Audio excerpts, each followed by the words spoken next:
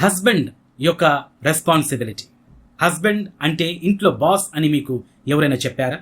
చాలామంది అలా అనుకుంటారు, నేను హస్బెండ్ని కాబట్టి నా మాట వినాలి. కానీ బైబిల్ హస్బెండ్కి ఇచ్చిన ముఖ్యమైన జిమ్మెదారి లేకపోతే బాధ్యత ఏమిటి?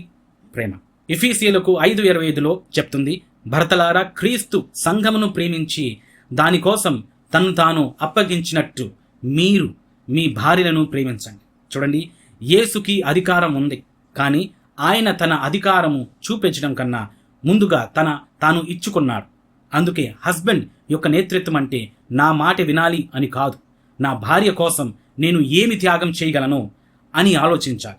భార్యని భయపెట్టడం నేతృత్వం కాదు, తన మీద అధికారం చూపించడం నేతృత్వం కాదు, తన భార్యని క్రీస్తులాగా ప్రేమించడమే నిజమైన నేతృత్వం. గుర్తుపెట్టుకోండి, హస్బెండ్ యొక్క బలం తన అధికారంలో కాదు, తన ప్రేమలో ఉంటుంది. భర్తగా మీ ఇంట్లో క్రీస్తుని చూపించండి.